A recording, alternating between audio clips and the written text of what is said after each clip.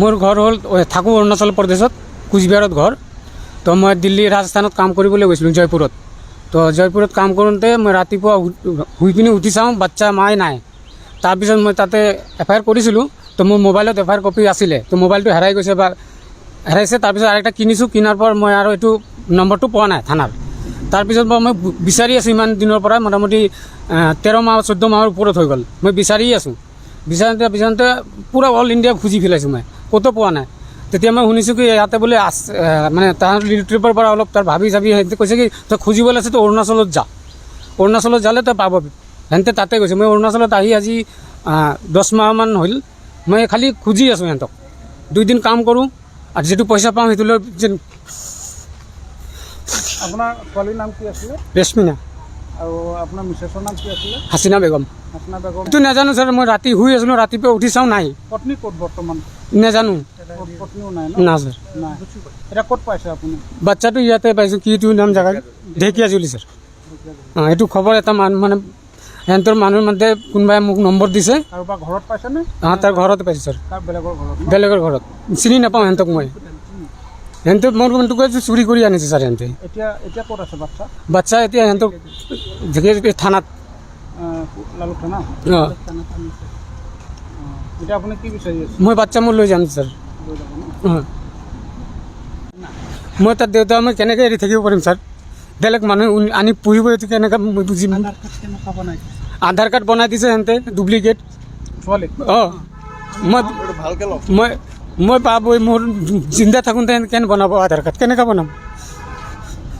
সিহঁতে কৰিছে, তাৰ ৰেকৰ্ডিং আছে মোৰ লগত। আধাৰ কাৰ্ড বনাই দিছে, এইবিলাক যিটো আছে কৈছে সিহঁতে।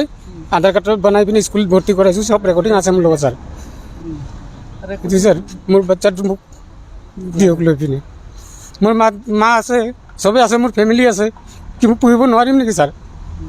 মই বাপ হৈ কেনেকৈ ভিক মাঙি হ'লে পুহিম না? মোৰ বেটিক কেনেকৈ মই মানুহক দি দিম? বা মানুহ তাত কেনেকৈ চুৰি কেনেকৈ পালি আছে নাই মই কেনেকৈ জানিম? মোৰ বেটিটো মোক লাগিব না ছাৰ। লগৰ হয় এইটো কাৰ্তিক। তেখেত আহিছিলে আপোনাৰ ধৰক 11 মাহমান হৈ আছে আমাৰ অৰুণাচলতে, মানে মই য'ত কাম কৰোঁ তাতে ন। তেখেতে আহি কৈছে তেখেতৰ মানুহজনী আৰু বাচ্চা 2টা পোৱা নাই বুলি। বাচ্চা 2টা নে 3টা তেখেতে ক'লে। তেতিয়া সিয়ে বাচ্চা বিচাৰে, সপ্তাহত ধৰক 3 দিনমান কাম কৰে, 4 দিন কাম কৰে। বাকী যোনটো পইচা পায় ন, সেইটো পইচা জেগাই জেগাই ধৰক আপোনাৰ বিচাৰে। এতিয়া আমি জানামতে আপোনাৰ এই ঢেকীয়াজুলি খবৰ পাইছোঁ। কালি ৰাতি আমি আহিছিলোঁ থানাত, মানে আমি কৈ পেলাই আমি গৈছিলোঁ তেখেতৰ ঘৰত। তেখেতৰ ঘৰত যোৱাৰ পাছত মানে তেখেতে আৰু বাচ্চাটো নিদিওঁ বুলি আমাক দাবী জনাইছে। মানে তেখেতে মাতিছে, তেখেতে আজি বাচ্চাটো লৈ মানে থানালৈকে আহিছে। আমি ৰাইজৰ ওচৰত এইটো অনুৰোধ কৰোঁ যে তেখেতৰ বাচ্চাটো তেখেতক চমজাই দিয়া হওক, বাপেকক চমজাই দিয়া হওক। মানে এইখনেই মোৰ কাৰণে ধন্যবাদ। ছোৱালীজনী যে ইয়াত আহিছে, তাৰ মায়ে লৈ আহিছে আমাৰ ঘৰত। তেতিয়া মাকৰ লগত আৰু 2টা আছে, এটা ছোৱালী আৰু এটা ল'ৰা। 2টা ছোৱালী, এটা ল'ৰা। তাৰপিছত কামত গৈছে, অৰুণাচলতো কামত গৈছে। তাৰপিছত ক'তো কাম কৰিব পৰা নাই। 3টা ল'ৰা ছোৱালী লৈ পিনি আৰু কোনেও কামত নলয় বুলি। তেতিয়া আমিতো আৰু আগত কি হৈছে সেইটো আমি নাজানো। এতিয়া ছোৱালীটো লৈ আহিছে। তাৰপিছতে আমাৰ দাদাই ক'লে যে তোমাৰ যদি 3টা ল'ৰা ছোৱালী লৈ অসুবিধা হৈ আছে আৰু দেশে দেশে ঘূৰি আছে, তেতিয়া কৈ আছে যে মই লিখা পঢ়া কৰাম ছোৱালীজনী, আমাৰ ওচৰত দি থৈ যোৱা, আৰু যদি তোমাৰ লাগে তেতিয়া আহি লৈ যাবা। দাদাৰ ঘৰ ঢেকীয়াজুলি। ঢেকীয়াজুলি